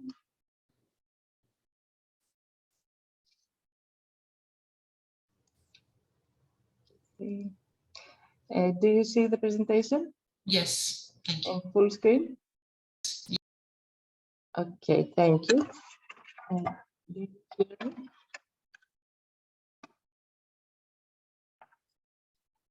Alice, can you hear me? Yes, I can hear you, and we can see your presentation. Yes. Okay, perfect. I'm starting. So, as Alice said, I'm going to present you briefly about energy communities and the CONGREGATE project developments in Greece. Okay, so we're going to start from the legal framework for energy communities in Greece. Greece has already adopted measures and policies on community ownership. Also, energy communities are recognized by Greek jurisdiction as tool for energy transition, which can help to promote the social and solidarity economy in the energy sector, to address energy poverty, to improve and use energy efficiency at local and regional level, and to reinforce energy sustainability. Also in 2018, the Greek Parliament adopted the law 4513, which set the legal framework for the establishment of energy communities. The initiative was designed as a tool to enable the development of new types of green economic activities at local level, to increase repair, promote energy efficiency, and also reduce greenhouse gas emissions. So here we can see in the graph the allocation of the energy communities across Greece. You can observe that the most of them are located in Macedonia, and in Central Macedonia prevails with 29%.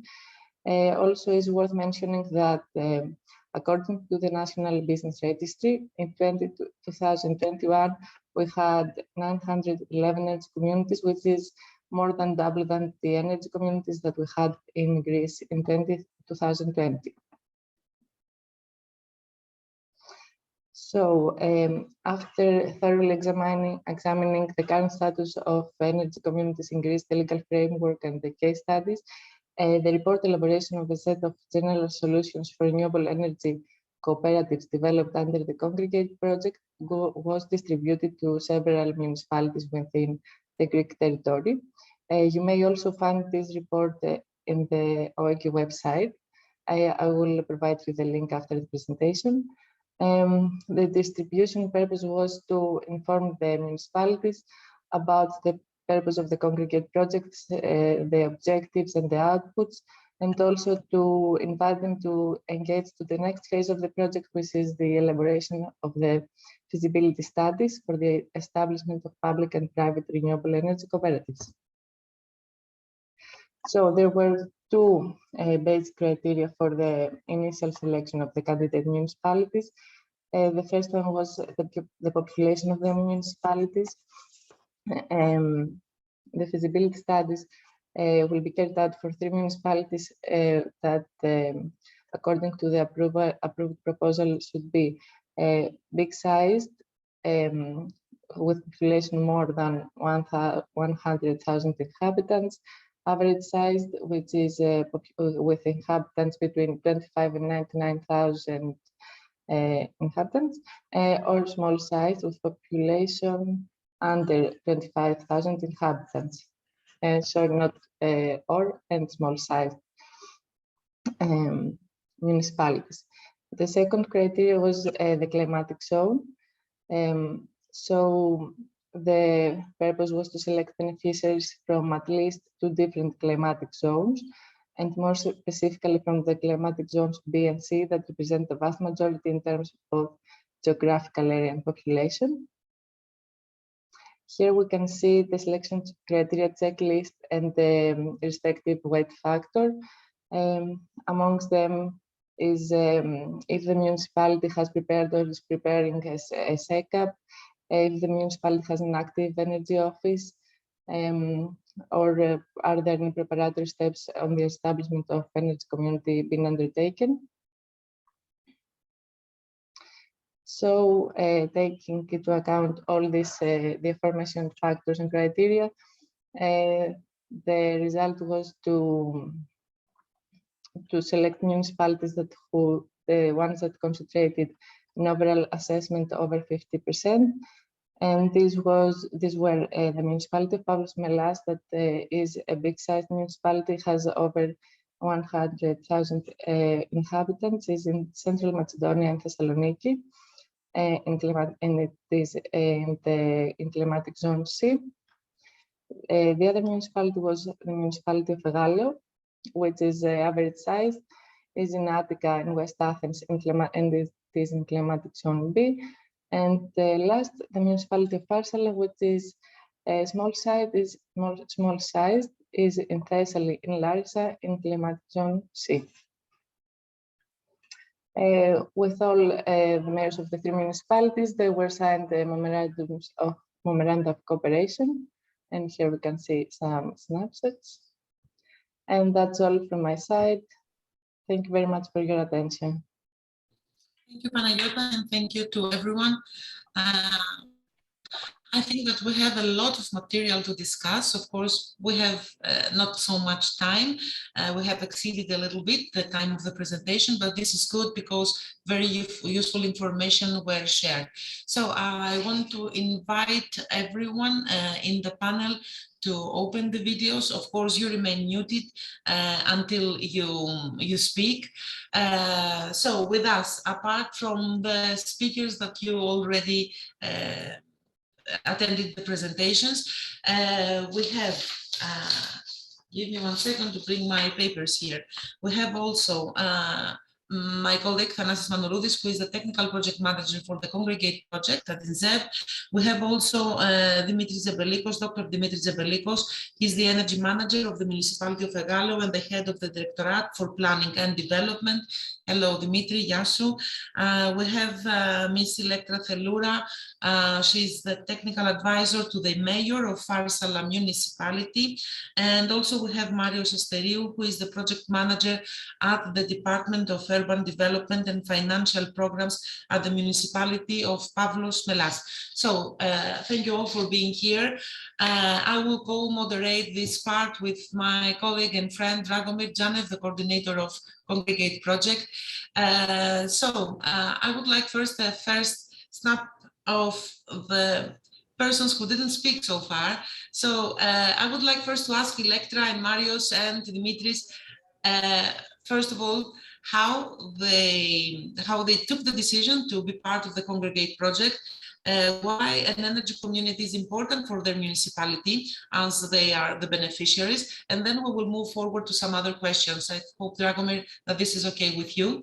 Okay, so let's start with the lady. Electra, the floor is yours. Can you hear me? Yes, we can hear you, yes. Nice to meet you again.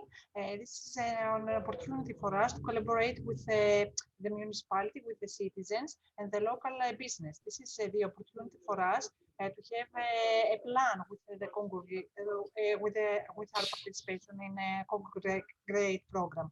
And also we wanted to exchange opinions and have bigger, we want to participate in bigger projects. Not only in solar panels in Greece. Mm-hmm. This is the examples for us, the good examples we want for the program. Great. Just to inform everyone who has no idea, he's not from Greece, that Farsala municipality is a small municipality located somewhere in the center of Greece. It's a rural area, and the main income is based on agriculture and production of agricultural products. So this is the main income for the municipality. So giving the floor to the north part of Greece now, to Marios, and then we will come, Dimitri, to you, because we're also neighbors, very close here in Athens. Maria, the floor is nice to see you all. Good morning from me as well, from the municipality of Pavlos Melas. So for us and for me and for my colleagues, we've been discussing a lot about how we should act concerning energy consumption and production. Of course, we take into consideration all the EU directions concerning carbon neutrality by 2050 and the directions occurring from EU Green Deal, but still we couldn't realize, or we couldn't decide on how we could contribute and how we could get some advantages from these directions. So, and especially for the municipality of Pavlos Melas, we should say that we are not very proud of our energy footprint, and we should take actions about that. And once the project came, and we were very happy for this coincidence about our worries, and we do believe that first we are committed to contribute in all these efforts of EU directions, but also we found the path on how we could build a better future concerning energy consumptions. What we are expecting actually from our cooperation is a two-part matter. First, for the municipality, we believe that we can set goals to a smaller scale and see what we can do to a smaller scale. So we incorporate on these directions and see our paths and how we can work locally. And we may learn on how to be more responsible in energy consumption, and I'm sure that we will learn how to be. And we will not be left behind, actually, because this is our future. Concerning our citizens, and this is very important because if we left them outside, we will not succeed. We believe that through this project and by creating an energy community, incorporating all the local society, we believe that we can educate them on how they can be more energy responsible and generally more environmentally responsible. And we can empower them and motivate them to participate. And we believe that once we choose our parts of our community and educate them, they will be our ambassadors on how to the rest of the society on how we can be more sustainable in energy consumption and production. We may expect a lot, but we do believe that we will succeed in that. And thank you very much for choosing us to participate in this project. Thanks so much, Maria. The good thing is that you as a municipality have recognized your, let's say, black hole, that you have a high carbon footprint, which is a good step to move forward when you recognize your problems, correct? Yes. Super. And last but not least, my good friend and colleague and everything, Dimitris Zovelikos from Municipality of Egaleo.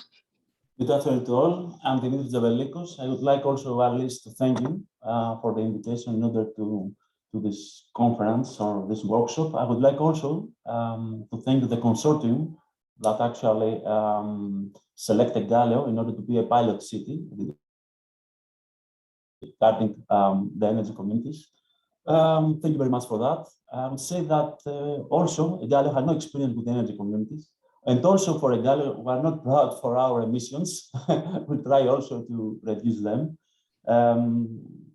In Egaleo, we'll try to enable the mechanism of energy community, because we believe that this is an added value, how we can implement the public sector, the private sector, and of course all the citizens in order to reduce the footprint. In my opinion, the environment in public authorities is quite strict. There is a problem with the collaboration, co-synergy, and so on with between the public sector and then private sector. The legislation, the green legislation, has the maturity to overcome all these problems. Another issue that actually would like to face and to overcome is the co-synergy between the municipalities. Also, there is not the maturity for the cooperation between the municipalities. Each municipality in Greece has its own strategy, and there is a lack of the cooperation between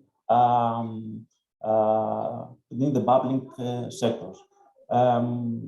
We believe that our participation in the project has an added value. The first action that actually do with the energy communities, recently we updated our setup, the energy and the plan for the energy and the climate actions, and we have included the creation of energy communities. We believe that our participation in this project will actually help us to implement and to go through with the energy communities. That's all. Thank you, Alice.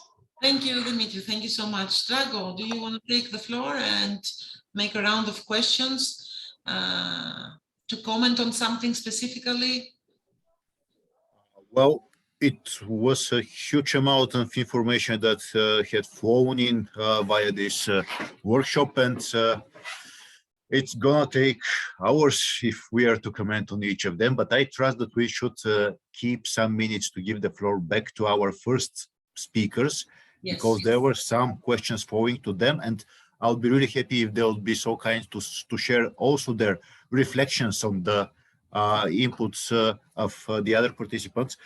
I'm thinking about mentioning one thing. I had a full list of notes on my desk, but we don't have time for that. But one thing that has struck me during this workshop was that there was a very clear message of the dedication and the motivation of the local authorities to steer the process, to run the process. And we have seen here representatives of many local authorities that have hands-on experience and that have invested their effort in time to propagate the whole process. And that's the thing that we want to see. And Jiří mentioned it very nicely in his speech, that he feels lucky that he works with motivated representatives of the local governance. I think that we are all lucky today to have so many of them with us. So with that, which I trust is the first and most important, the foundation of the making the transformation, the energy transformation, I would like to give the floor back to our guests from Spain and Portugal, and for sure to Antonia, who has always been very helpful with her overview of the process in Europe.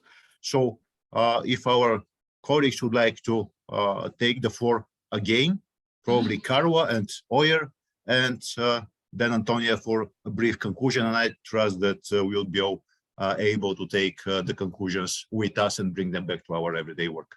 Excellent. Yes, exactly. I agree. First of all, I want to thank our participants because they are sharing good thoughts, and congratulations about the event. Yeah, I think that we achieved our aim. I'm keeping the question coming from Efi Mavru. She's from the Center of Renewable Energy and Energy Efficiency in Greece, from CRES, about what is the growth potential for energy communities, including municipalities. Actually, this was the result. I think that we have seen the willingness and the potential of that. But prior to that, Oyer, there are a couple of questions for you. So if you can please answer them. The first one is, let me find the question because I'm a little bit lost with all the comments here. The first one, I remember it was about having different membership fee and how this is structured. Have you seen this question? So you can reply, please, Oyer. Do you want me to reply them by writing or? No, please, your oral, Okay. let's say, an oral answer. The good thing in Spain is that we have many different kind of cooperatives in our legal framework. So we know and we have the opportunity to do this kind of things. As I said, we are proposing 5 different type of members with different percentage of the power in each one, and the enter fee, the membership fee for each one can be different, and this is legal, this is normal in Spain. It doesn't matter. You put 10 euros, you are one vote for a consumer. And you put 1,000 euros and you are one vote for a local authority. If there is only one local authority and the percentage of the power for the local authority is the 20%, okay, your vote is the 20% of the power. But if there are 5 consumers and you are one vote and it's 60% of the power, okay, you have almost the power of the local authority, even though you put 10 euros. So this is quite well defined in the legal framework in Spain, and we don't see any problem on that. In any case, the renewable energy community legal framework in Spain is not developed yet. Okay. Okay, thank you, Oyer. I see a question here, a comment from Dieter, and I would like to discuss this. Dieter is wondering if we're too late with respect to climate change, and still he didn't see any urgency in the projects presented.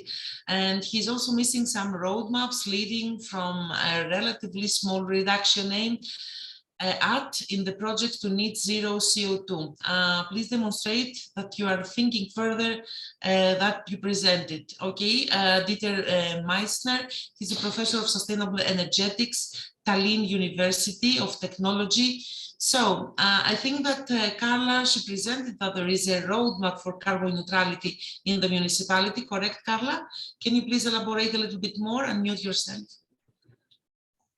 Yes, I presented the roadmap. It's not from the municipality, it's from the national government. Mm-hmm. And of course, all the municipalities are in line with this roadmap. And special here in Vila Nova de Gaia, we are defining a strategy to trying to achieve neutrality by 2030. We have some expectations about that.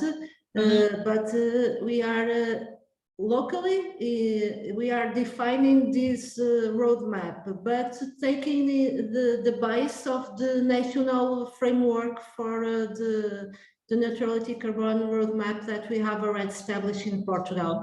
I think that we are one of the first countries in Europe to define these goals. Mm-hmm. They are very ambitious, as I said. We have some goals for 2030, that's numbers that I showed, like I think it was 55% in the CO2 emissions and increasing 80% the renewable energy in the electricity sector. We have already paving this way. We have part of our electricity is produced by renewable, by wind turbines at national level. And here in Vila Nova de Gaia, for example, we have, I have my colleague here, the biomass production, and we have also in the landfill, we have production of electricity in the landfill. But this first steps is, I know this is a concern. We are all concerned about climate change, the neutrality of the cities. But numbers is difficult for us to define concrete numbers. We are defining numbers in small projects like the Forada Living Lab that I present to you, because we have a big city. We have more than 3,000 inhabitants. We are the third most populous city in the country, and it's very difficult for us to define concrete indicators for all the city by now, because we have to collect a lot of data, and it's impossible to have this immediately. So we are doing less, but I think that less is more. And if we have a lot of pilot projects in the city, we can achieve more. Thank you, Carla. I would like to have an answer from the representatives of municipalities mainly here. And this is the last question, and then we will proceed with the final question to Antonia. We have an interesting, let's say, comment from Dimitris Fanariotis. He's from Greece. And his question is if should the communities prioritize to help and support home and small domestic installations and the web to connect them first than to build medium or bigger size renewable parks? Just like we expect the municipalities to do, and every citizen should do at their house. What are the views that you have? Let's start with who wants to answer this question. It's technical, non-technical, it's, let's say, yeah, more a social question than a technical session. Any willingness? Someone who wants to take the floor? Okay, Yiri. Just a short experience from our side. If we want to really establish energy community to be economically feasible, we have to start with larger buildings. Then we can go farther to the smaller installations. So this is the second step. Otherwise, it would be too complex for us in the case of our municipalities. So it depends on what are the needs. This is my answer to that. Of course, bigger size projects have, let's say, a bigger return of investment, I assume. It depends on the volume, it depends on the needs, it depends on the strategy that is built within a municipality. This is my view. So we don't have enough time. Actually, we already passed 2 minutes and we understand that we have a schedule. So I think that the last word should go to Antonia, and following all these developments that she saw from various municipalities and within the CONGREGATE project, we would here have you over scope, I mean the organization representing so many energy communities. What do you see for the near future about the evolution of energy communities with the contribution or driven by municipalities? Thank you very much, Alice. And again, once again, thank you for the invitation. I have enjoyed the different presentations from the different speakers during our event. I mean, I also took some notes for particular regions that we wish to support further with regards to the specific challenges that they face. But I don't want to start from the challenges. I want to start from what has already been said, that I see a lot of interest, a lot of commitment. I think it's very interesting to see that from all the different regions that we heard the presentations from, we see the commitment that, okay, we are here to really start acting. We are here to address the climate challenges that we are facing, and we're gonna not only do our little bit, but we will actually try to coordinate our action with the citizens. I was happy to hear that every person actually mentioned that citizens are central, that we try to really put them at the center and go with them along with the action plan that we had. I want to also refer to one of the previous questions regarding the roadmaps, actually. As I also presented, some initiatives indeed focus on this, the collaboration between municipalities and local citizens in this road mapping exercise. This exercise maybe is more a kind of a usual strategy for the local authorities, with all the Covenant of Mayors, maybe different European initiatives that push the authorities to do this kind of planning exercises.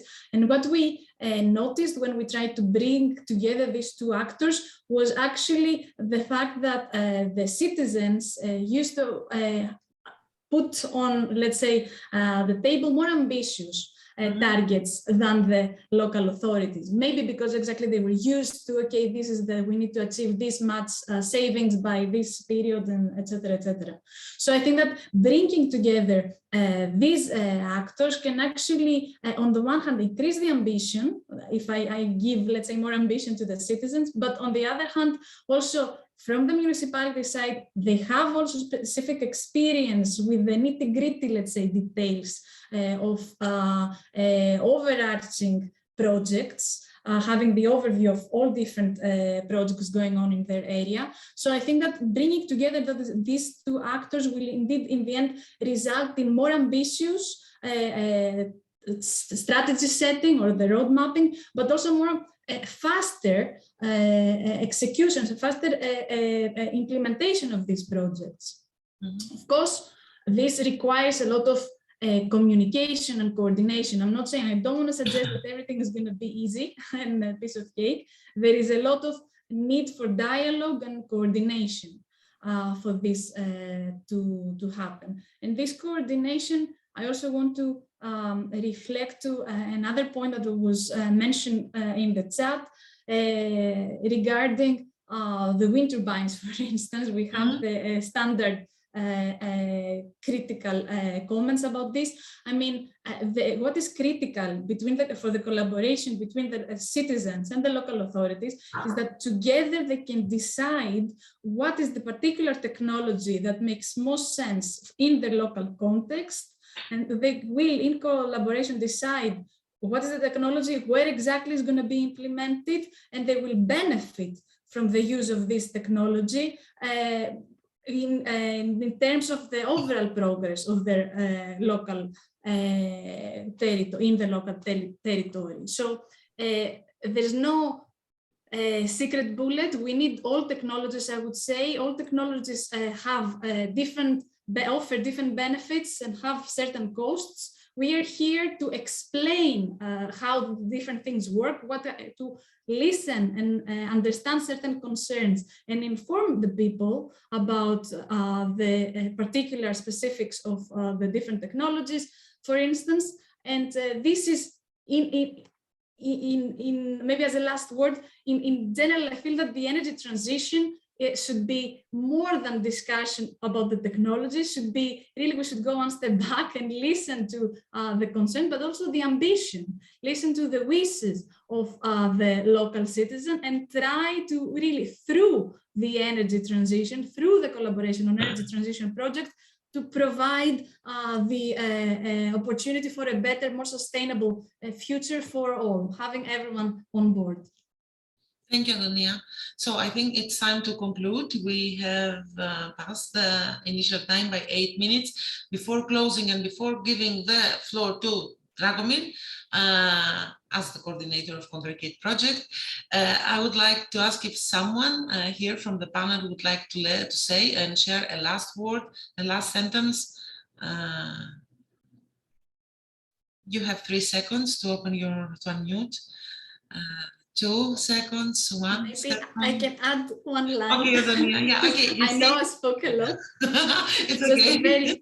very short. I didn't mention that this summer we have also a summer school organized in Thessaloniki in the context of the European Citizen Energy Academy. So we will keep you informed, and we will be happy to welcome you in Thessaloniki for the summer school on community energy. Excellent. Yes, we will share the information when we share the wrap up with our participants. So, Dragomir, the floor is yours, and then I will close the meeting. Thank you, Alice. And one sentence from me, and the energy transition is here, and there's no way back. Even though there are some governments too that are opposing it, and we've seen that today. Well, another sentence. Energy communities are the perfect means to steer the communication between the citizens, between the drivers of the energy transition, and we have to learn how to use it more efficiently. But we have a huge chance to do precisely that, to communicate something that we missed in our climate-related communication for many years so far. So with that, I would like to really thank all the speakers and all the attendants and all the people active in the chat for making our lives so easy and so rewarding and being so rewarded with the organization at that event. Last, but very importantly, huge thanks to Alice for the overall organization and the communication, the dissemination of information. Thank you, Alice, you're fantastic. Thank you. It was not only me, it was also Amanda and Panagiotta supporting the whole process. So from my side, again, first for the audience, thank you for accepting the invitation. Thank you for dedicating 2 hours and 10 minutes from your valuable time to follow us, to share your questions and thoughts. Definitely, we will share the presentations and all information, I mean, links about what Antonia said about the Academy this summer, and you will receive an email, of course, with the recorded video if you want. As I can see you Todor, thank you very much for presenting the Bulgarian case studies. Maria from Pavlos Melas municipality, thank you for being here and for sharing again what are the barriers and what are the challenges for your municipality. Oyer, greetings to the whole Goyener team, and thank you for being here today, sharing the example. Dimitri Zebeliko, thank you again, and thank you for being part of the CONGREGATE project. Tanas Manouloudi, technical project manager of the CONGREGATE project, he didn't open his microphone to share something. He was monitoring what we were saying. Electra, thank you again for being here. Yiri, thank you for sharing the Czech Republic case studies. Antonia, always welcome to have your views on what is happening in the EU level. And Carla, thank you for sharing all this valuable information and for being here. And of course you, Dragomir, for supporting the whole initiative. And last but not least, my colleagues Panayota and Amanda for supporting the organization and the technical parts. So see you soon, hopefully, and let's stay in touch and let's be on board for the energy transition tour. So have a nice day. Bye. Bye. Bye. Bye, Anis. Bye-bye. Bye. Have a nice day. Bye bye. Bye-bye.